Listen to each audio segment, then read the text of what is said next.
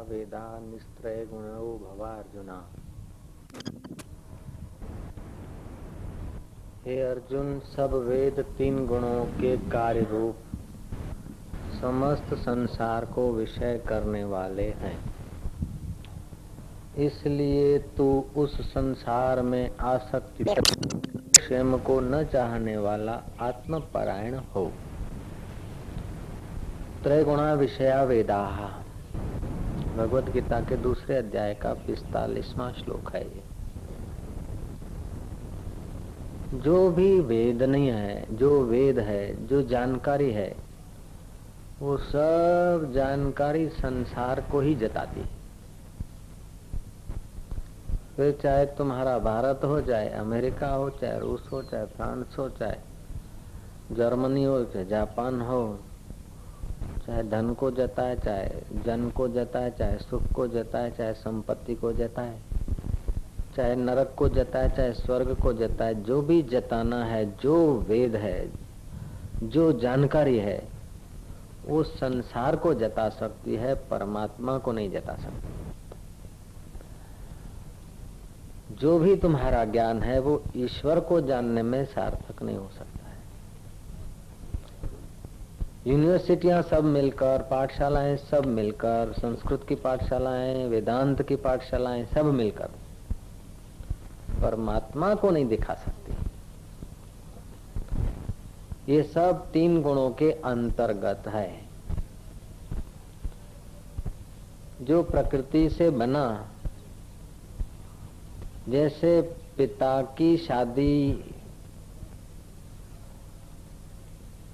पुत्र नहीं जान सकता, सौतीला पुत्र तो जान भी लेता है दूसरी शादी को। पिता के जन्म को पुत्र नहीं जानता,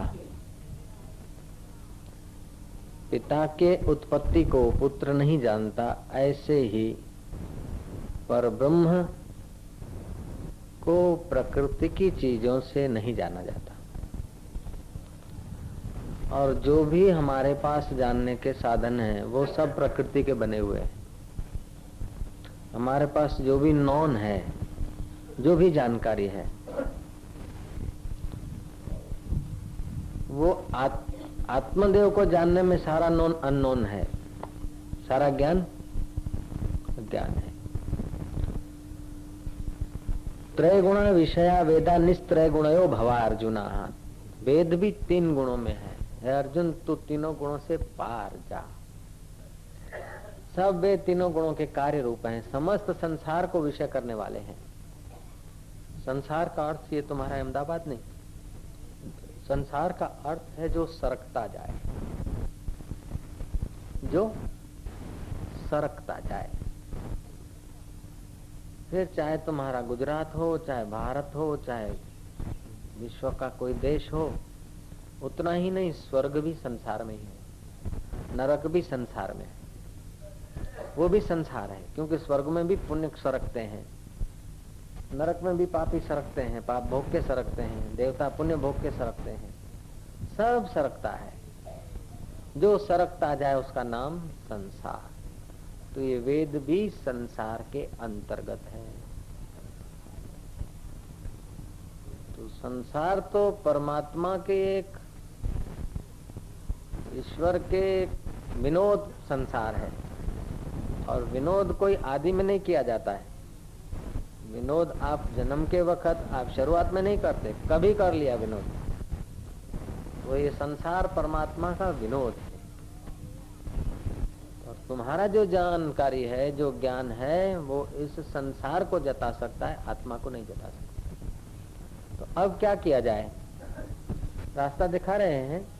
संसार को विषय करने वाले हैं, इसलिए तुम उस संसार में आसक्ति रहित, सुख दुख आदि द्वंद्वों से रहित, नित्य वस्तु परमात्मा में स्थित हो। योग क्षेम को न चाहने वाला आत्मपरायण हो। शरीर का क्या होगा, वस्तुओं का क्या होगा, प्राप्त वस्तुओं की रक्षा कैसे करूं, अप्राप्य वस्तुओं को कैसे पाऊं, इस चिंता को छोड़ तो आत्मा में डट जा। तो जहां वेद नहीं पहुंच सकते वहां तू अपने भीतर के द्वारा पहुंचेगा। रविदास फकीर कहते हैं, कितना सुंदर कहा है, रविदास रात न सोइए दिवस न करिए स्वाद। रविदास रात न सोइए दिवस न करिए स्वाद, निश दिन प्रभु को सुमरिए छोड़ी सकल प्रतिवाद। रविदास रात न सोइए दिवस न करिए स्वाद, निश दिन प्रभु को सुमरिए छोड़ी सकल प्रतिवाद। मेरी बात सच्ची, उसकी बात सच्ची, ये ऐसा वो ऐसा, इसने ये करा उसने वो करा, इस प्रतिवादों को छोड़कर, स्वादों को छोड़कर, निद्रा तंद्रा आलस्य और प्रमाद को छोड़कर दिवस और रात उस प्यारे की गहराई में डूबेगा तो उसको पालेगा, वरना तो एक दिन लंबे पैर करके सोना ही है। दुनिया वाले चिल्लाएंगे फिर भी उठना मुश्किल हो जाएगा। स्वाद ले लेकर भी इस जीवा को कितना तुम खुश रख सकते हो। आखिर तो ये जीवा भी अग्नि के जब कार्य में समाप्त होने के लिए ही तो बन रही है। रविदास रात न सोइए दिवस न करिए स्वाद, निश दिन प्रभु को सुमरिए छोड़ी सकल प्रतिवाद। प्रभु को सुमरना है, प्रभु को पाना है, तो फिर प्रभु के इर्द गिर्द जो भेद और भ्रम है, उन भ्रमों और भेदों से अपने को बचाते हुए प्रभु की गहराई में जाना है। सुबह बताया था कि 5 प्रकार के भेद होते हैं और अब चल रहा है 5 प्रकार के भ्रम। जगत में सत्यता का भ्रम जो पल पल बदल रहा है, क्षण क्षण क्षीण हो रहा है, उसमें सत्यता का भ्रम हो गया है। ये शरीर पहले नहीं था, बाद में नहीं रहेगा, ऐसे ही सब। लेकिन इसी को टिकाने के लिए और इसी का अस्तित्व जमाने के लिए, ये संसार की चीजें पहले नहीं थी, बाद में नहीं रहेगी, लेकिन इसी के पीछे हम पूरा अपना बल बुद्धि अकल होशियारी खर्च कर देते हैं। मिथ्या जगत में सत्यता का भ्रम। मैंने सुनाई थी वो कथा कि एक बार राजा भरतरी फकीरी वेश में कहीं हिमालय की किसी चोटी शिखर पर कहीं बैठे थे। एक ब्राह्मण ने उनको पहचान लिया कि ये साधु वेश में हमारे राजाधिराज महाराज अन्नदाता भरतरी महाराज हैं। छड़ी पुकार दी उस ब्राह्मण ने, राजाधिराज अन्नदाता गौ ब्राह्मण प्रतिपाल गणिक खम्मा महाराज भरतरीराज महाराज की जय हो। महाराज लाइए दक्षिणा, साधु का आशीर्वाद हो। भरतरी ने कहा मैं तो अब राजा छोड़ दिया, पाठ छोड़ दिया, अब क्या दक्षिणा दूं, अब तो मैं फकीर हो गया। बोले महाराज आप अपने को फकीर मानो, भिखारी मानो, साधु मानो, जो भी मानो, लेकिन हमारी नजरों में तो आप वही राजाधिराज अन्नदाता गौ ब्राह्मण प्रतिपाल साधु ब्राह्मण रक्षक महाराज, हम तो वही आपको मानते। दक्षिणा मिल जाए, ब्राह्मण खाली न जाए आपके द्वार से कभी महाराज। भरतरी ने कहा चलो बहुत दिनों के बाद मिला है, बूढ़ा ब्राह्मण है, इधर उधर ढूंढा, कोई भोजपत्र मिल गया, उस पर चिट्ठी लिख दी वजीरों कि इस ब्राह्मण को दक्षिणा देकर प्रसन्न किया जाए। वजीरों ने चिट्ठी पढ़कर बड़ी प्रसन्नता के साथ, कथा कहती है कहानी कि खजाने के 7 द्वार खोल दिए। उस ब्राह्मण को कहा कि तू एक बार जितना कुछ उठा सके उठा ले, तेरी दक्षिणा में हम तुझे प्रसन्न करना चाहते। चांदी के रुपयों का दिखाया, गिन्नियों का दिखाया, हीरों का दिखाया, या कुन्नों का दिखाया, अलग अलग खजाने दिखाए, एक से एक बढ़िया, एक से एक महंगा, और एक बार उठा लेना है। कितना उठाऊं, कैसे उठाऊं, सोचते सोचते 1 2 3 4 5 6 7 देखे और भरतरी फिर सोचा कि 7 खजाने तो मेरे को मिलने वाला नहीं, एक खजाना भी मैं पूरा नहीं ले जा सकता, एक खजाने का कुछ अंश जिसकी सेवा में सातों सात खजाने कुत्ते की नाई पूछ हिला रहे थे, जिसकी सेवा में ये वजीर और रानियां जी हजूर कर रहे थे, वो राजा इस सब को छोड़ के गया है। तो राजा भरत कोई मूर्ख तो नहीं था, वेदों का जानकार था। वजीर को कहता है ठहरो ठहरो, मैं जरा आता हूं। वो भागा, घर छोड़ के भागा। फिर कुछ दिनों के बाद भरतरी के पास पहुंच गया। बोले महाराज, चिट्ठी तो आपकी बड़े प्रेम से वो लोग स्वीकार कर रहे थे, दे रहे थे, लेकिन वो खजाने देखते देखते मेरी मति में कुछ विशेष जानने की इच्छा हुई कि आपके हाजिरी में ये खजाने थे, आप इन सबको छोड़कर यहाँ आए हो, तो यहाँ कोई घाटे का धंधा कोई नहीं करता, और तुम्हारे जैसा समझदार आदमी किसी के बहकाव में भी नहीं आता। तो आप बताइए महाराज, सच बताइए कि आप कौन सा खजाना लेने को ये फकीरी धारण की, स्वाद छोड़ दिया है, दिन और रात की नींद और विलास छोड़कर आप जंगल में गुफाओं में बैठे हैं, और उसी खजाने में से कुछ दक्षिणा दीजिए, वो खजाना हमें नहीं चाहिए। जयराम जी ओम ओम ओम ओम।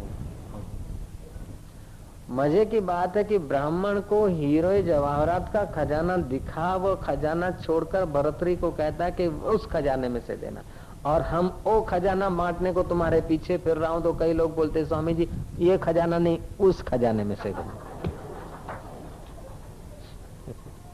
नहीं, जरा प्रमोशन हो जाए, जरा छोकरे को ये हो जाए।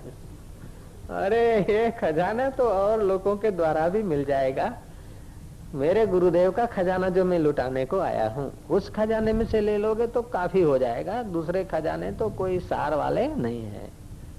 जय जय।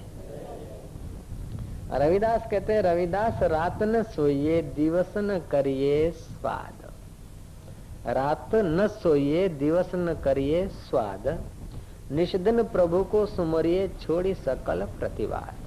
रात को सोए नहीं और दिन को स्वाद न ले तो आदमी तो पागल हो जाएगा, मर जाएगा। नींद नहीं करेगा तो ऐसा हो जाएगा। डॉक्टरी विज्ञान देखो, डॉक्टरी विज्ञान को न मानो तो कुछ रातें तुम जग के देखो, बेचैन हो जाओगे।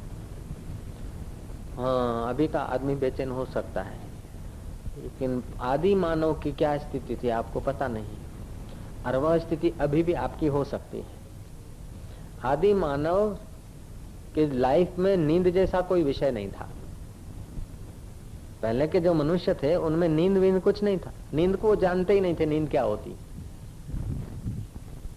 जैसे तुम तीसरे नेत्र को नहीं जानते हो, ऐसे ही वो नींद को नहीं जानते। तीसरे नेत्र और चौथे नेत्र को तुमने कभी जाना नहीं, ऐसे ही तीसरी अवस्था और चौथी अवस्था वे लोग नहीं जानते थे। वो पहली अवस्था और दूसरी अवस्था जानते थे। पहली अवस्था उनकी समाधि थी और दूसरी अवस्था जागृति थी। समाधि में से जागे तो संसार, और संसार में से मन इधर करे तो समाधि। आलस निद्रा नहीं था पहले के मनुष्यों में, इसीलिए बड़े ओजस्वी तेजस्वी जो बोल देते थे हो जाता था, बादलों को रोक देते थे, वर्षी कर देते थे, सृष्टि बना लेते थे। समाधि में तो सामर्थ्य होता है। बाद में जब आदमी गिरता आया है नींद में, इसमें गिरता आया विषयों में, विकारों में और शरीर को मैं मानने में, तब उसको फिर नींद की जरूरत पड़ी। और नींद में भी फिर बेचैनी बढ़ गई, मानसिक संतुलन खोया गया, तो फिर स्वप्न चालू हो गया। ये बाद में दो अवस्था बढ़ गई।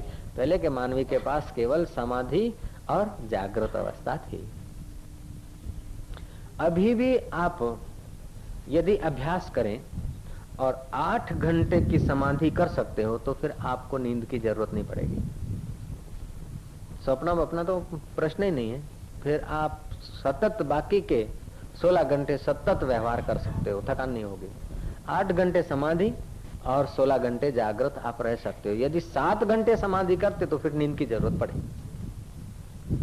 तो रविदास शायद उस गति को पहुंचे हैं, तभी चैलेंज करते हैं कि रविदास रात न सोइए दिवस न करिए स्वाद, निष्दिन प्रभु को सुमरिए छोड़ी सकल प्रतिवाद। एकाएक तुम निद्रा को नहीं छोड़ना। निद्रा तो मैं भी करता हूँ, 8 घंटे मेरी समाधि नहीं होती, मैं नहीं करता, इसलिए नींद करता हूँ मैं। हाँ, साधन काल में वो कोई घड़ियां आती कि ध्यान में इतना मस्ती और समय निकल जाता, तो फिर नींद का पता नहीं चलता। और उस वक्त शास्त्रों का पता नहीं था कि अरे नींद न करे तो चलेगा। लगता था कि 2 दिन नहीं सोए, 4 दिन नहीं सोए, अब क्या हो जाएगा, तो सो लो। फिर सोए तो नींद नहीं आए। और ऐसा भी नहीं होता कि कमजोर हो गए, बगासे खाते नहीं, बिल्कुल फ्रेश। ऐसे भी दिन गए, राम तीर्थ के भी ऐसे दिन गए, कई रात्रियां ऐसे चली जाती थी, सोते नहीं थे। घाट वाले बाबा भी कई रात्रियां मैंने देखा कभी कभी। तो जब देखा रात को 11-12 बजे तक तो हम लोग चर्चा करते रहते हैं, फिर एकाएक उठ के देखा तो हिलचाल उनकी चालू है। करते हैं, कभी बैठे हैं, कभी ऐसे ही टिका देखे। तो रात्रि उनकी निद्रा नहीं के बराबर, कभी झपकी झोंका ले लेते होंगे, ऐसा मुझे लगा। जितना शरीर में स्थूलता आ जाएगी, जागृत अवस्था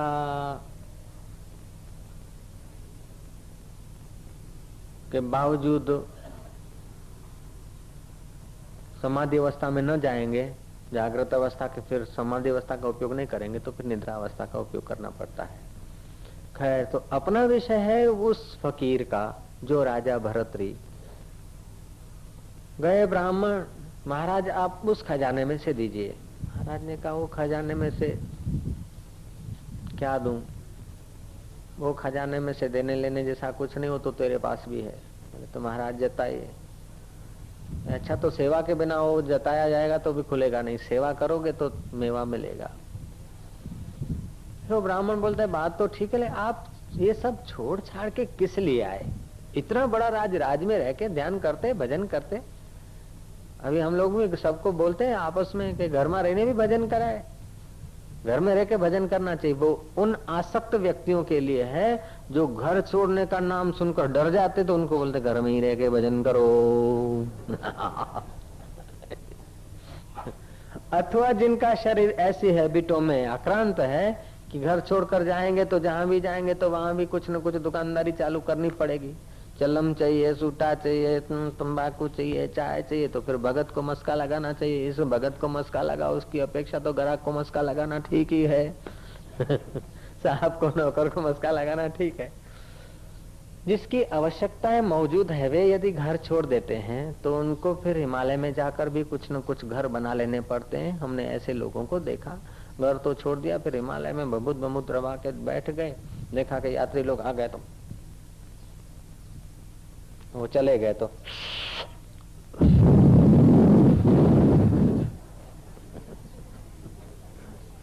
ओला माथी चूल्हा मा। रविदास क्या सुंदर बात कह रहे हैं। रविदास रात न सोइए, दिवस न करिए स्वाद। ये भी तो स्वाद है ना, ये भी तो स्वाद है। रविदास रात न सोइए, दिवस न करिए स्वाद, निष्दिन प्रभु को सुमरिए, छोड़ी सकल प्रतिवाद। પેલાએ આવું કર્યું, પેલાએ આવું કીધું, પેલાને આપણે ધન ધનાવો, પેલામાં આપણે આગળ પડતા થાવ, પેલામાં કહો આપણે સત્યાગ્રહ, પેલીને આપણે એમ સમજણ પાડો, પેલીનું ઝૂંપડું બચાવો, પેલાનું છાપરું ઉડાવો, પેલાનું મકાન હંધાવો, પેલા દે ધનાધન। यदि भीतर की यात्रा करनी हो तो इस धनाधनी से समय बचाना होगा।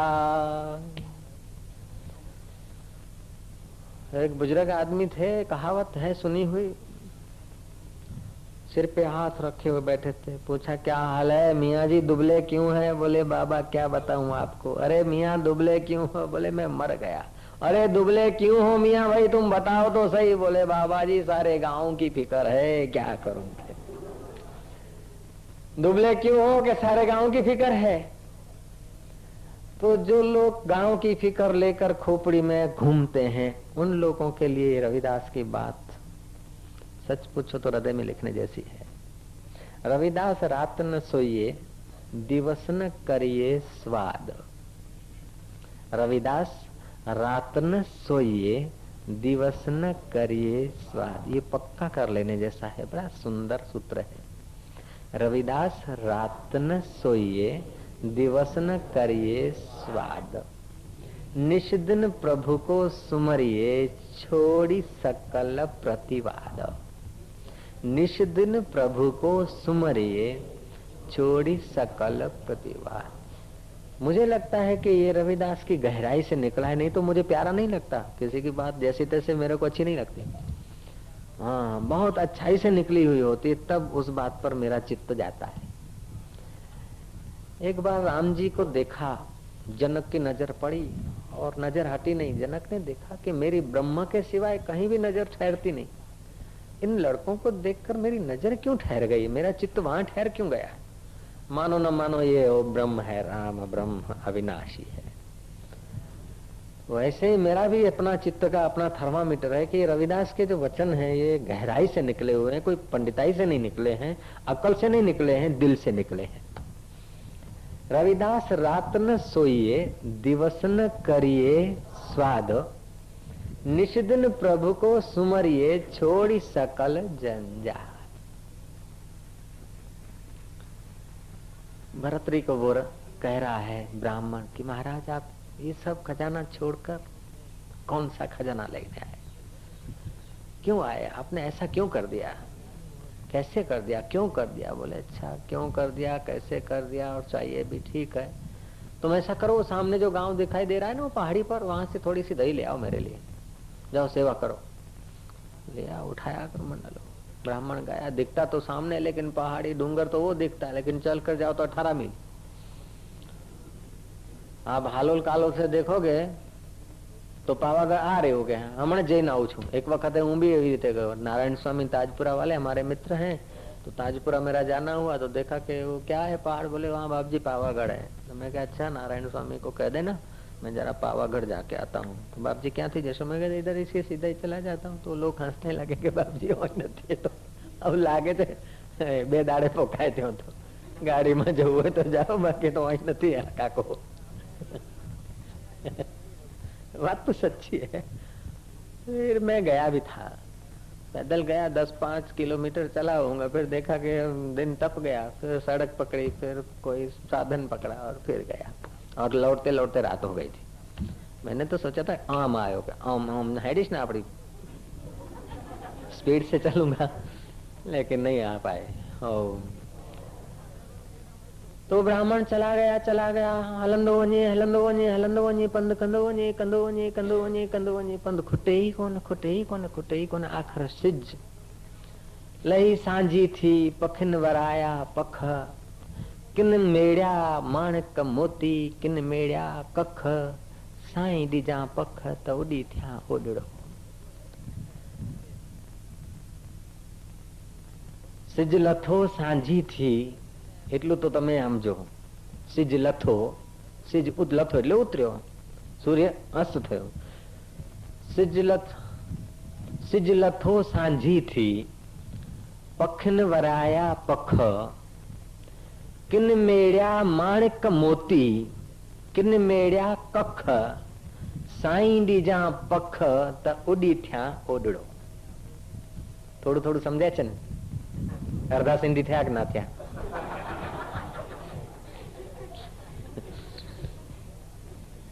सांझ हुई, सूर्य अस्त हुआ, पक्षी अपने घोंसले के तरफ पंख लगाने लगे।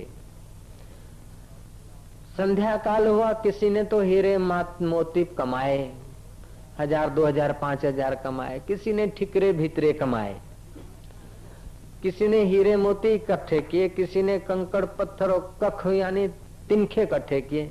ए स्वामी उन्होंने तो कख इकट्ठे किए, तू मेरे को पंख देना कि मैं उड़कर तेरे चरणों में पहुंचूं। भावार्थ यह है। सिज लथो सांझी थी, હવે સમજાય છે ને। સિજ એટલે સૂર્ય, લથો એટલે ઉતર્યો, સાંજી એટલે સાંજ। આવડે કે ના આવડે સિંધી? સિજ લથો सांझी थी पखिन वराया पख, किन कोके किन मेड़िया, मेड़िया समझो कि ना समझो, मेड़ियो किन मेड़िया माणिक मोती, आवड़े कि ना आवड़े? किन मेड़िया माणिक मोती किन मेड़िया कख, कख એટલે તણખલા, કચરા પટ્ટી, किन मेड़ा माणिक मोती, किन मेड़ा कख, साईं डीजा पख, त उडी थिया ओडड़ो। समझे क्या कि नहीं? हे प्रभु तू पांख देना ज्ञान के कि उड़कर तेरे में समीप पहुंच जाऊं। किसी ने तो लाख करोड़ इकट्ठे किए, किसी ने कोड़ियां इकट्ठी की। हमको न कोड़ियां चाहिए न करोड़ चाहिए, हमको तो तेरी कृपा के पांख चाहिए कि मैं तेरे नजीक पहुंच जाऊं। ये साधक की प्रार्थना है। ओ, ओ, ओ, ओ।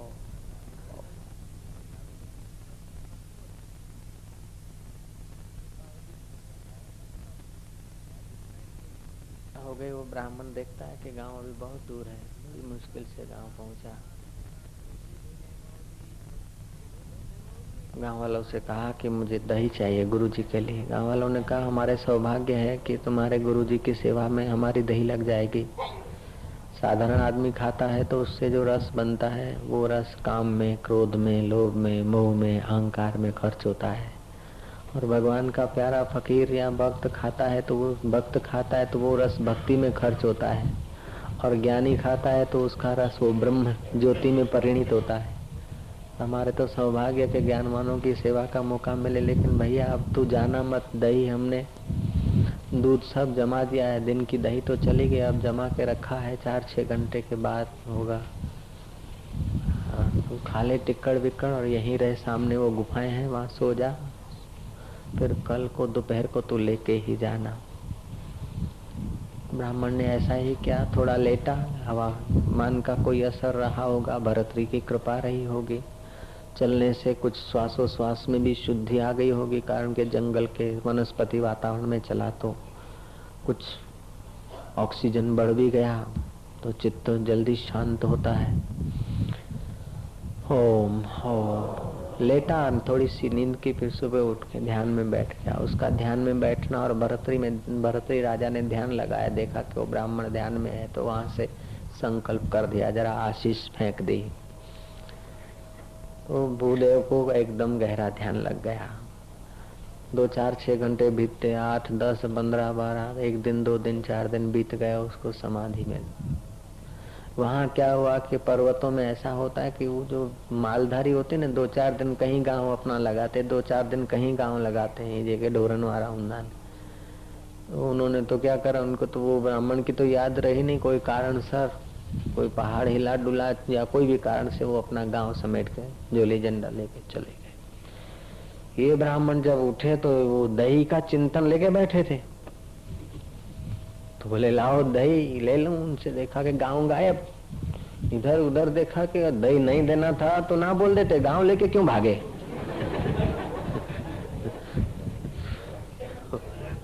वापस आया, बोले महाराज मैं गया तब तो गांव था, और तो उन्होंने कहा रुको, और फिर आंख खोली ध्यान के बाद तो देखा गांव ही गायब, जैसे था ही नहीं। ऐसा क्यों, सब सपना। देखा सजा दजा, और फिर देखा कुछ समय के बाद तो ये सब सपने जैसा लग गया मेरे को। सच्चा था कि सपना था। भरतरी ने कहा बस जैसा वो था ऐसा मेरा राज्य का हाल भी है। वो छोटा सपना, वो बड़ा सपना, इसलिए सपने की चीजों में कब तक मैं संभालता रहूंगा। आखिर तो मेरे जैसे कई राजा पृथ्वी पर आकर चले गए हैं, और मैं भी पूरा समय उसी में दे दूं तो मेरे रब को मैं कब पाऊंगा। इसलिए यार वो खजाना छोड़कर ये खजाना पाने को आ गया। ओम ओम ओम। रविदास रात न सोइए, दिवस न करिए स्वाद। कितना सुंदर वचन है। रविदास रात न सोइए, दिवस न करिए स्वाद, निष्दिन प्रभु को सुमरिए, छोड़ी सकल प्रतिवाद। ओम ओम ओम। तो तुम्हारे चैतन्य आत्मा में जैसे स्वप्न तुम देखते हो तो तुम एक होते हुए कितने शरीर बना लेते हो।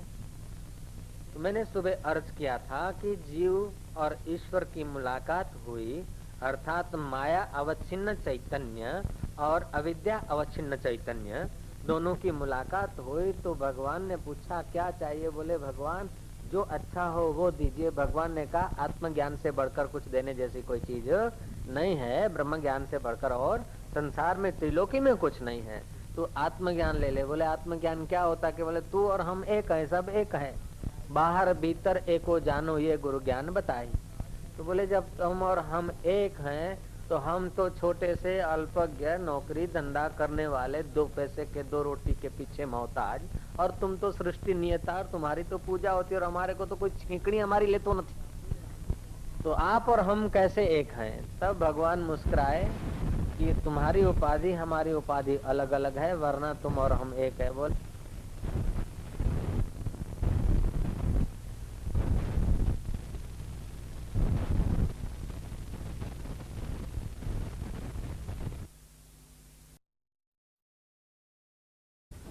तो आप और हम कैसे एक हैं? तब भगवान मुस्कुराए कि तुम्हारी उपाधि हमारी उपाधि अलग अलग है, वरना तुम और हम एक है। बोले नहीं, तुम तो सृष्टि बना लेते हो, हम तो चिड़िया भी नहीं बनाते। भगवान ने कहा जब बनाने से तू अपने को ब्रह्म मानेगा तो जा, आज के बाद तुम बनाते रहना। तब से ये जीव सपने में चांद बना लेता है, सितारे बना लेता है, दरिया बना लेता है, ईश्वर बना लेता है, नदी बना लेता है, नाला बना लेता है, भूत खाना बना लेता है, और उसमें एक घूमने वाला स्वयं भी बन जाता है। तब से इस जीव ने सपने में सृष्टि बनाने का सामर्थ्य पाया। जब सपने में तुम सृष्टि बना सकते हो तो महाराज उस दुनिया में बन सकती तो इस दुनिया में भी बन सकती। ओम ओम। तो काकभूषण कहते हैं कि मैंने कई सृष्टियां देखी। जब जब प्रलय होता था तो मैं अपनी संवित को, अंतःकरण को निकालकर आकाश में स्थिर कर देता था, और जब फिर नई सृष्टि होती, जीवों के कर्मों के फल देने को जब तत्पर होते थे, तो ईश्वर के संकल्प से प्रारंभ की सृष्टि नई होती, और फिर कर्मों के अनुसार जीव जन्म लेते और अपनी गतिविधि करते थे। तो निदान ऐसे मैंने कई सृष्टियां देखी। एक बार तो ऐसी सृष्टि हुई कि सृष्टि पर मनुष्य नहीं, केवल वनस्पति वनस्पति रही। फिर प्रलय हुआ। फिर एक सृष्टि ऐसी देखी कि ब्राह्मण मद्यपान करे, अशूद्र शुभ कर्म करे। एक बार ऐसी सृष्टि देखी कि माइया तो दुकान धंधा रोजगार करे और पुरुष घर संभाले। माइया तो बर होकर पति को लेने को जाए, माइया शादी करने को जाती और शादी करके पुरुष को ले आके अपने घर में रखती, और पुरुष के पेट से बच्चे पैदा होते थे। ऐसी भी सृष्टि हुई कि पुरुष के उदर से पुत्र की उत्पत्ति होती थी। ऐसी भी सृष्टि हुई। निदान तुमको क्या कहूं कि एक बार तो एक 4 युग पर्यंत भभूत ही भभूत रही, राख ही राख। एक बार ऐसी सृष्टि हुई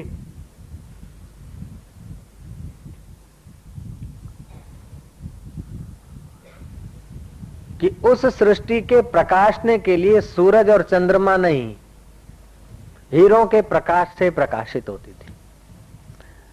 ऐसी भी सृष्टि, पहले के जमाने में लाइटें वगैरह नहीं थे तो लोग हीरों का उपयोग करते थे ना। ऐसी ऐसी महाराज सृष्टि देखी कि जिसका कोई वर्णन नहीं। 8 बार तो कृष्ण को अवतार लेकर आते हुए मैंने देखा है,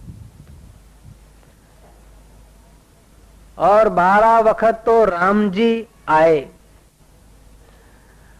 हर युग में शास्त्र और शास्त्र का अर्थ नया नया होता, और हर युग में वेद व्यास आते हैं। तो वैशंपायन जो है, कृष्ण वैशंपायन जो है, इन लोगों को मैंने 5 बार देखा है, और अभी भी आएंगे और महाभारत कहेंगे। अगली सृष्टि का महाभारत कुछ अलग था, इस सृष्टि का महाभारत कुछ अलग होगा। मैंने कई आश्चर्य देखे। आत्मा की दृष्टि से देखता हूं तो कुछ नहीं, लेकिन जब फुरने से देखता हूं तो सृष्टि का कोई अंत नहीं। आप घूमने को निकलेंगे, आपके एक जन्म नहीं 1000 जन्म पूरे हो जाएंगे, लेकिन पृथ्वी का सृष्टि का कोई आप अंत नहीं ले सकते। बोलते साईं अभी तो विज्ञान ने वो बनाया है, रॉकेट दौड़ता है 96 मिनट में पृथ्वी की परिक्रमा करके आ जाता है। अरे एक पृथ्वी है ऐसा थोड़े वो बोलते हैं, सृष्टियां भी अनेक, पृथ्वियां भी अनेक है। कई कोट पाताल के वासी, कई कोट जतींद्र जोगी, कई कोट ब्रह्म रस भोगी।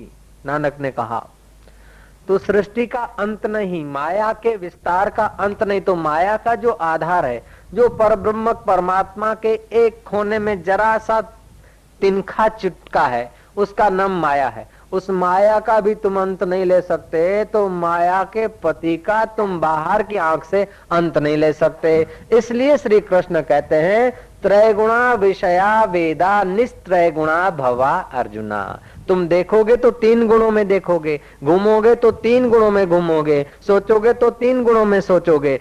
तो 3 गुणों में जो भी सोचना, घूमना, देखना है, उसका कोई अंत नहीं। इंद्रियां थक जाएगी, मन थक जाएगा, बुद्धि जवाब दे देगी। तुम अपने घर की किसी दीवार पर लिख लेना जहां तुम्हारी बार बार नजर पड़े कि आखिर यह भी कब तक, आखिर यह भी कब तक। और दूसरा काम करना कि दूसरी और ऐसा लिख देना कि ईश्वर के सिवाय कहीं भी मन लगाए तो अंत में रोना ही पड़ेगा। ये 2 सूत्र तुमको बहुत मदद देंगे। ईश्वर के सिवाय कहीं भी मन लगाया तो अंत में रोना ही, हाँ, धी और ही, अंग्रेजी में धी और हिंदी में ही। ईश्वर के सिवाय कहीं भी मन लगाया तो अंत में रोना ही पड़ेगा। और मन को बार बार दिखाया करो। ये तो कर सकते हो, कोई कठिन सौदा नहीं है। एक दीवार पर ईश्वर के सिवाय कहीं भी मन लगाया तो अंत में रोना ही पड़ेगा। और दूसरे बाजू आखिर यह भी सब कब तक। दुख आए, मेहमान आए, वेवाई आए, जमाई आए, साला आए, ससुर आए, जो भी आए, कि आखिर ये भी सब कब तक।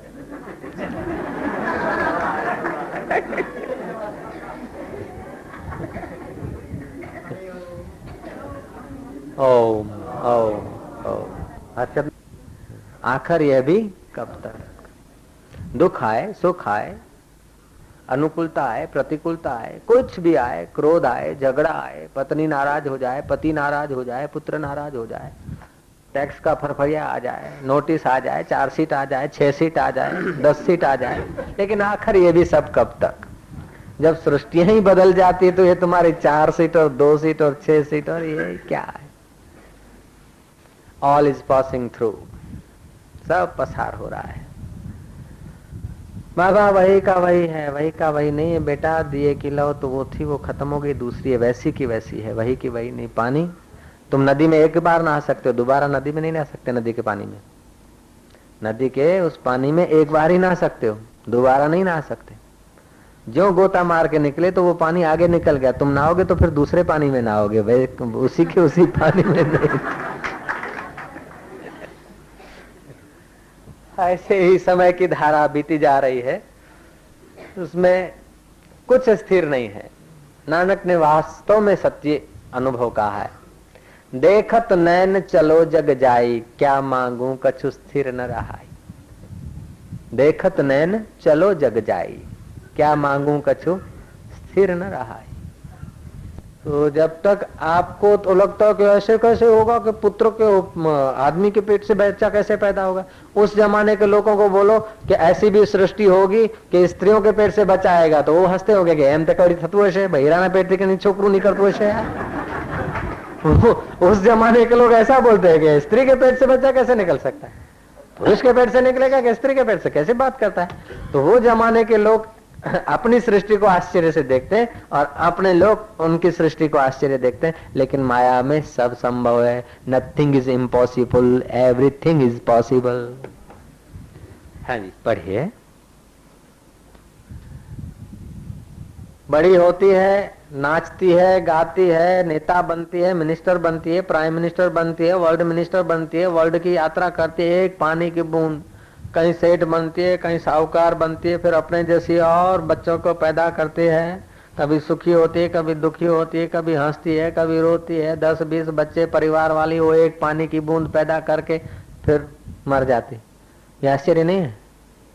पिता की एक पानी की बूंद, जिसमें उस बूंद में आप जंतु देख भी नहीं सकते, इतना सूक्ष्म होता है। एक बूंद में 3000 होते हैं। फिर जब ये आश्चर्य है तो दूसरे आश्चर्य होने में क्या बड़ी बात है। खाते तो रोटी हो और पैदा मनुष्य को कर डालते हो। कोई मनुष्य तो डाला तो नहीं, चलो भाई चलो भाई।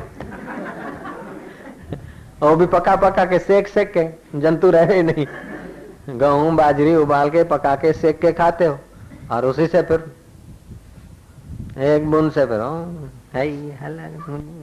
वो एक पानी की बूंद क्या क्या करती है।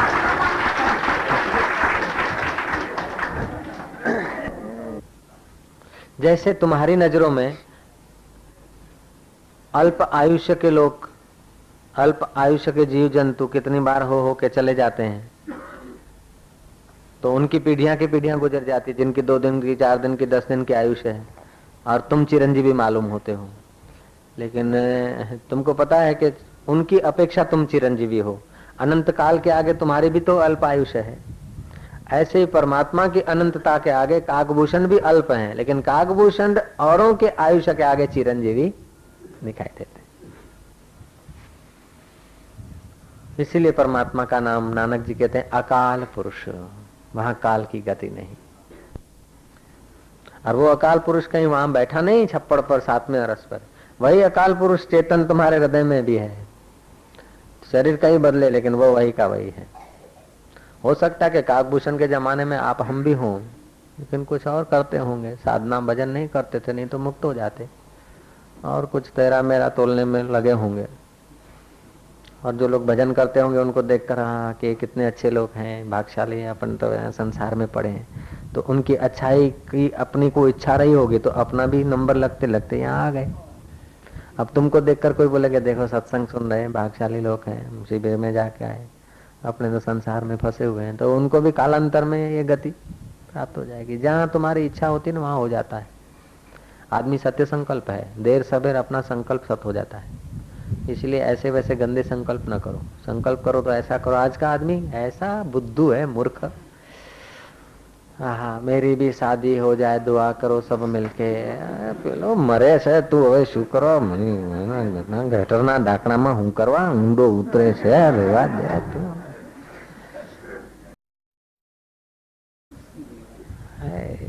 शादी हो जाएगी, फिर पानी मंगाऊंगा तो दूध ले आएगी, थकूंगा तो चंपी कर देगी।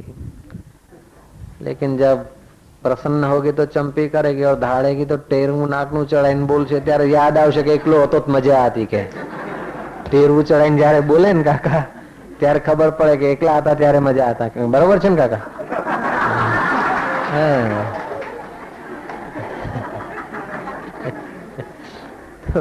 આ જનરલ વાત કહું છું સંસાર। पहले के लोग इच्छा करते थे कि मेरे ऐसे दिन कब आएंगे कि एकांत देश में, भरतरी राजा लिखते हैं कि मेरे ऐसे दिन कब आएंगे कि मैं एकांत गुफा में शिला पर बैठकर शिव शिव करके समाधिस्थ हो जाऊंगा, और उस समाधि में मुझे देश काल का पता न चलेगा। दिन बीता, रात बीती, सुबह बीती, शाम बीती, सप्ताह बीता, महीना बीता, और मैं परमात्मा की समाधि में निमग्न रहूंगा। मुझे भूख प्यास भी न सताएगी। ऐसे मेरे दिन कब आएंगे कि मैं परमात्मा की समाधि में और ध्यान में अडोल हो जाऊंगा। जंगल के बूढ़े हिरण आकर अपने सींगों की खुजली मेरे शरीर के साथ घर्षण करके मिटाएं, तो मुझे पता न चले कि कौन घर्षण कर रहा है, और उन्हें पता न चले कि ये मनुष्य है कि पत्थर है।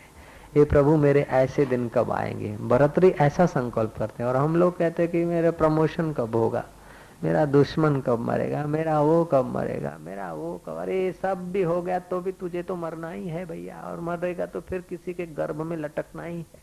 इस बड़ी मुसीबत को निशाना बना कि ऐसे मेरे दिन कब आएंगे कि मैं जन्म मरण के चक्र को तोड़कर परमात्मा विश्रांति पाऊंगा। ऐसे मेरे दिन कब आएंगे कि मैं एकांत में निर्विषय सुख में ठहरूं।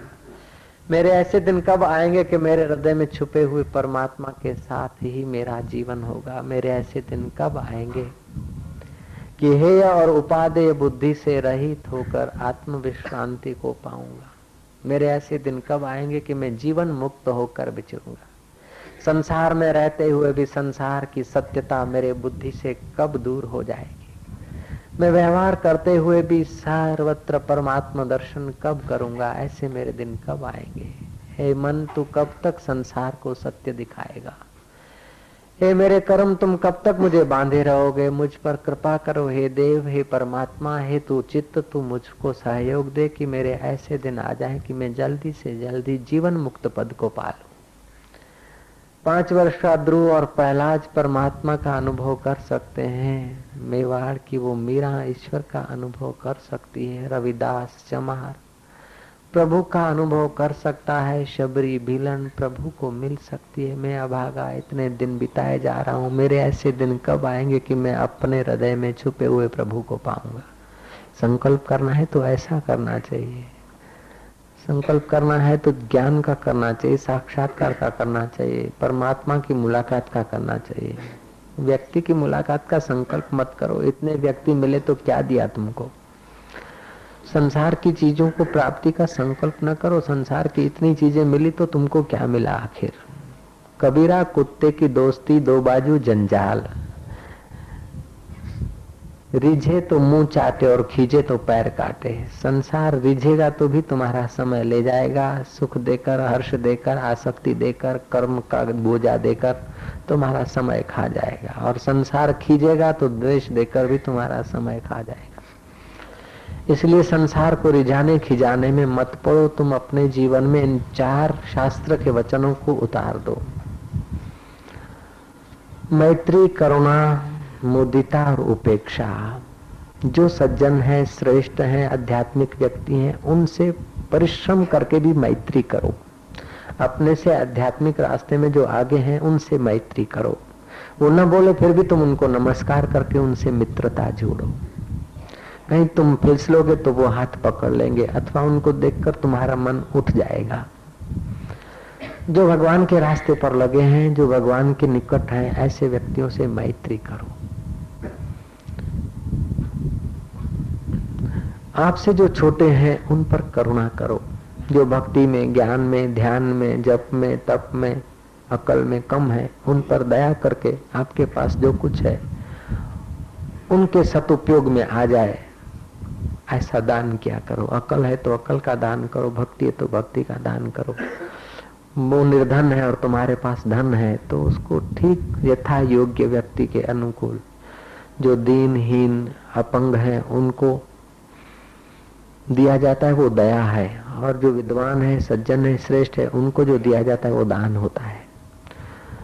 तो दया और दान, तुम्हारे पास जिस चीज का कुछ हो बढ़ोतरी, अथवा अपने परिश्रम की जो चीज हो उसमें से कुछ हिस्सा दया और ध्यान दान में लगाओ। मैत्री, करुणा, करुणा करो। दीनहीन पर दान करना करुणा है, और महापुरुषों के और श्रेष्ठ पुरुषों के आगे दान करना वो अपने ऊपर करुणा है। तो मैत्री करो श्रेष्ठ पुरुषों से, करुणा करो अपने से छोटों पर। एक बार चित्त परमात्मा शांति का अनुभव करे, फिर तुम्हारे चित्त में, तुम्हारे अंतःकरण में संसार की सत्यता नाश हो जाएगी। 5 प्रकार के भ्रम होते हैं और 5 प्रकार के भेद होते हैं। 5 प्रकार के भ्रम और भेद से जो आदमी निकल गया, मानो वो संसार के चक्र से निकल गया। उन भ्रम और भेदों को निकालने के लिए अंतःकरण शुद्ध हो, अंतःकरण में परमात्मा पाने की प्यास हो, सतगुरु ब्रह्मवेता हो, ब्रह्मज्ञानी हो, और इन भेदों के रहस्य को समझाने की कृपा करे, और हम लोग इन भेदों को समझकर, सुनकर मनन करें। मनन करते करते उन भेदों को निवृत्त करने के लिए चित्त को स्थिर करें तो आत्म साक्षात्कार हो जाता है। 5 भेद होते हैं और 5 भ्रम होते हैं। भेद क्या कि तुम्हारी चैतन्य आत्मा और परमात्मा में जो भेद बुद्धि है, उस भेद बुद्धि को सत्संग के द्वारा, समझ के द्वारा निवृत्त करना चाहिए। घड़े के आकाश और महान आकाश में जो भेद दिख रहा है, मठ के आकाश और घड़े के आकाश में जो भेद दिख रहा है, वो उपाधिक भेद है, वास्तविक भेद नहीं। ऐसे ही तुम्हारे हृदय में जो यार है और अनंत ब्रह्मांड पैदा करके छोड़ देता है, वो जो यार है उसमें इतना ही भेद है जितना घटाकाश और मठाकाश में भेद है। एक बार ईश्वर और जीव का झगड़ा हुआ, मधुर कला हुआ। जीव था, कोई जोगी होगा, कोई ऐसा पवित्र आत्मा होगा, साकार ईश्वर को ध्याया, साकार ईश्वर के दीदार हुए। ईश्वर ने कहा क्या चाहिए कि भगवान जो श्रेष्ठ हो वो दीजिए। बोले श्रेष्ठ तो ब्रह्म ज्ञान है, आत्मज्ञान है। तो बोले आत्मज्ञान दीजिए। बोले आत्मज्ञान यही है कि तू परब्रह्म है, तू और हम एक ही है। तो उस साधक ने कहा आप और हम यदि एक हैं तो इतना बखेड़ा क्यों? हमको तो खाने के फाफे और तुम्हारी सारी दुनिया बनी हुई है। तुम तो सूरज बना लेते हो, चांद बना लेते हो, सितारे बना लेते हो, दरिया बना लेते हो, किनारे बना लेते हो, और हम तो एक चिड़िया भी नहीं बना सकते। तब वैकुंठपति ने कहा, कमल नयनन मुस्कुरा कर बोले कि हे भक्त, तुम देह में अहम प्रत्यय करते हो, उसलिए तुम में ये सामर्थ्य नहीं पाया जाता। आज के बाद तुम जागृत में तो दुनिया मैं बनाऊंगा, लेकिन सपने में तुम दुनिया बनाना।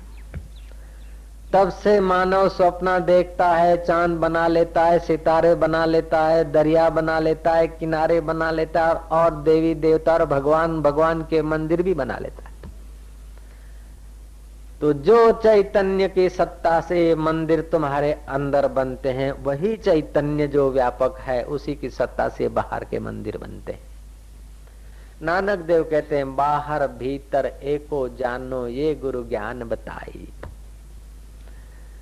जो बाहर जो भीतर है वही बाहर का ईश्वर। तो जीव ईश्वर का भेद अथवा जीव ब्रह्म का भेद, ब्रह्म में और जीव में जो भेद घुसा है अपनी बुद्धि में कि ब्रह्म कहीं रहता होगा, भगवान कहीं होगा और हम कहीं अनाथ पड़े हैं, ये जो भेद है ये प्रथम भेद है, जीव ब्रह्म का भेद। इस भेद को हटा देना चाहिए बुद्धि से। पवित्र बुद्धि होगी तब हटेगा जीव ब्रह्म का भेद।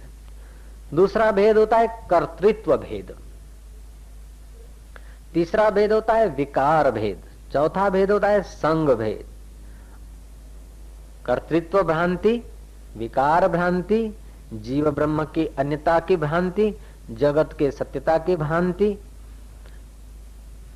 इस प्रकार की भ्रांतियां जैसे घड़े का आकाश और मठ का आकाश उपाधि से अलग अलग भासता है वरना एक है, ऐसा समझकर अपनी आत्मा और परमात्मा के बीच का भेद हटा लेना चाहिए। दूसरा कर्तृत्व भ्रांति।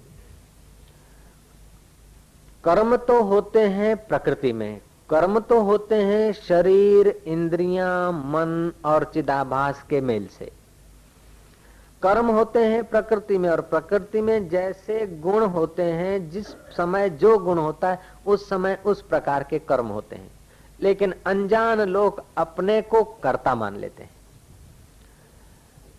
तुमने ऐसा वैसा खुराक खाया, जल्दी जल्दी खाया, तीखा चमचमा खाया, तो तुम्हारे अंदर एक प्रकार के केमिकल बनते हैं, तो तुम्हारा स्वभाव जरा क्रोधी होगा। तो क्रोध केमिकल का स्वभाव है, क्रोध प्रकृति का है। तुमने तामस खुराक खाया तो क्रोध आया, तुमने राजस खुराक खाया और राजस संग में रहे तो तुम्हारे को क्रोध भी आया, समझ भी रहे, और तुमने सात्विक खुराक खाया तो तुम सज्जन हुए। तो ये सात्विकता, राजसता और तामसता ये प्रकृति में है, हम में नहीं है। प्रकृति क्रियमाणानि गुणै कर्माणि सर्वशः अहंकार विमुढ़ आत्मा कर्तारो अहमिति मन्येत। प्रकृति में गुण कर्म के अनुसार कुछ हो रहा है, लेकिन अहंकार से विमुढ़ होकर हम अपने को दुखी, सुखी, पुण्यात्मा, पापी, अच्छे और बुरे मानने लगते हैं। गर्म देशों में रहते हैं, चमड़ी काली हो जाती है, कहते हैं कि मैं काला हो गया। ठंडे प्रदेश में रहने से चमड़ी गोरी होती कि मैं गोरा हो गया। केला, घी, दूसरे चर्बी के लिए पदार्थ खाने से और बैठेला जीवन होने से चर्बी थोड़ी बढ़ जाती है कि मैं जाड़ा हो गया। पंजों पर चलने से, अमुक ताड़ासन करने से, पाद पश्चिमोत्तान आसन करने से पेट लेवल में आ जाता है, चर्बी थोड़ी कम हो जाती है, तो कहते कि मैं दुबला हो गया, मैं पतला हो गया। तू न पतला हुआ है, न जाड़ा हुआ है, न काला हुआ है, न गोरा हुआ है, न अच्छा हुआ है, न बुरा हुआ है। ये सब शरीर नाटक कर रहा है। इन नाटकों को देखने वाला तेरा आत्मा अलग है। श्री राम। इसी बात को कृष्ण कहते हैं असंगो अयम पुरुषः। यह जो आत्मा है ये असंग है। कि साईं असी फांसी व्यायूं बाबल पिथोरा पीर बादशाह दस्तगीर तू दया करवा बचाए, बस रहम कर, असी फांसी व्यायूं, हम फंस गए प्रभु, साईं हम फंस गए। भैया तुम किस में फंसे हो? कि साईं संसार में फंसे हैं। साईं हम बंध गए। तुम किससे बंधे हो? कि संसार से बंधे हैं। संसार में कौन सी चीज से बंधे हो? रुपयों से बंधे हो? रुपए तो कई आए और कई गए। तुम यदि उनसे बंधे होते तो तुम चले जाते। जय श्री राम। रुपए कई आए कई गए, तुम बंधे होते तो उनके साथ चले जाते। पत्नी और पुत्र से बंधे हो तो पुत्र भी कई चले जाते तुम्हारी हयाती में, पत्नी भी मायके चली जाती है। पत्नी से भी तुम नहीं बंधे, पुत्रों से भी तुम नहीं बंधे, तो दुकान से बंधे हो, दुकान छोड़कर घर चले आते हो। घर से बंधे हो कि घर छोड़कर दुकान चले जाते हो। कपड़ों से बंधे हो तो कई कपड़े तुमने फाड़ डाले, कई कपड़े चले गए, तुम ऐसे के वैसे कि साईं बात तो ठीक है, लेकिन हम शरीर से बंधे हैं। जय जय। यदि लाला तुम शरीर से बंधे होते तो शरीर तुम्हारा काला हुआ, शरीर तुम्हारा गोरा हुआ, शरीर तुम्हारा नाटा रहा, शरीर तुम्हारा लंबा हुआ, शरीर तुम्हारा छोटा था, शरीर तुम्हारा मोटा था, शरीर तुम्हारा भैंसा था, शरीर तुम्हारा हाथी था, शरीर तुम्हारा घोड़ा था, शरीर तुम्हारा गधा था। कोई आए और गए, यदि तुम उनसे बंधे होते तो आज इधर नहीं होते। श्री राम। हजारों हजारों शरीर तुमको मिले, हजारों हजारों शरीर गए, हजारों बार मौत हुई, फिर भी तुम्हारी नहीं हुई शरीर की, लेकिन तुम संग के रंग से बंध गए, संसर्गा अध्यास हो गया। ये भ्रांति है, जीव ब्रह्म के बीच के भेद की भ्रांति और देह के कर्मों में मेरा कर्तृत्व की भ्रांति। ये भ्रांति जब तक नहीं जाएगी तब तक ठीक है, देवी देवताओं की पूजा कर लो, मंदिर मस्जिद में प्रणाम पूजा कर लो, लेकिन आत्मज्ञान नहीं होगा। जब तक आत्मज्ञान नहीं होगा तब तक जन्म मरण का चक्कर न छूटेगा, हस्त मलकवत साक्षात्कार नहीं होगा। नानक बिन आपा चीने मिटे न बरम की काय। जब तक ये ज्ञान नहीं होगा तो कृष्ण साथ में होंगे फिर भी दुख न जाएंगे। ये ज्ञान न होगा तब तक राम साथ में होंगे तो भी सब दुख नहीं जाएंगे।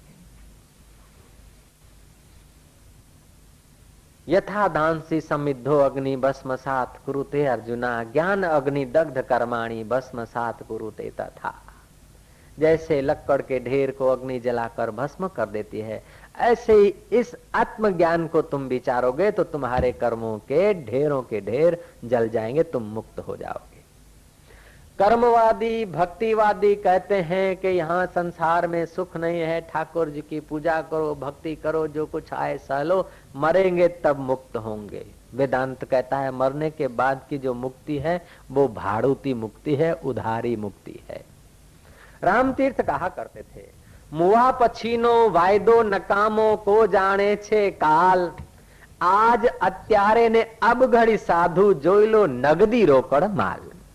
वरना मरने के बाद हमको ये मिलेगा, मरने के बाद हमको वो मिलेगा, मरने के बाद हमारी अमुक स्थिति होगी, हम विमानों में सैर करेंगे। तो ये सारा का सारा जो मानसिक कल्पना का राज्य है, तो उसके अनुसार कालांतर में आपको एहसास होगा। कोई झूठी बात नहीं है। आप स्वर्ग में जाएंगे, वैकुंठ में जाएंगे, लेकिन वैकुंठ से भी लोग बाद में इधर आए हैं, ऐसा शास्त्र का प्रमाण है। जय विजय वैकुंठ से गिराए गए। आत्मस्थिति एक बार हो जाए तो फिर गिरावट का प्रश्न नहीं आता, और आत्मस्थिति को बोलते हैं ब्रह्म ज्ञान। एक बार ब्रह्म ज्ञान का स्वाद आ जाए, एक बार ब्रह्म ज्ञान की महफिल में तुम्हारी गति हो जाए, फिर तुम्हें लगेगा कि स्वर्ग का सुख भी कुछ नहीं। ऐसे जीव जीव की अपनी कल्पना है, जीव जीव की अपनी धारणा है। कल्पना में देखो तो लंबा चौड़ा दिखता है, और कल्पना हटा दो तो एक परमात्मा ज्यों का त्यों भरा है, वही सत्य है, वही सबका सार है, वही सबका गंतव्य स्थान है, और वही सबका आश्रय है। उस आश्रय में स्थिर जो हो गया, जहां में उसने बड़ी बात कर ली, जिसने अपने आप से मुलाकात कर ली। ओम ओम ओम ओम। गुणा विषया वेदा निस्त्रय गुणा भवार्जुना निर्द्वंदो नित्य सत्वस्थो निर्योग क्षेम आत्मवान। हे अर्जुन, सब वेद 3 गुणों के कार्य रूप समस्त संसार को विषय करने वाले हैं। इसलिए तू उस संसार में आसक्ति रहित, सुख दुख आदि द्वंद्वों से रहित नित्य वस्तु परमात्मा में स्थित हो जा। योग क्षेम को न चाहने वाला आत्मपरायण हो जा। योग माना इन चीजों का योग मिल जाए, ये मिल जाए, और फिर उनका पालन पोषण, उसकी रखवाली मिल जाए। वस्तुओं की इच्छा और वस्तुओं की रखवाली मत कर। जो परमात्मा वस्तु है उसी का तो चिंतन कर, और उस परमात्मा वस्तु को पा लिया तो जगत तो छाया की नाई है।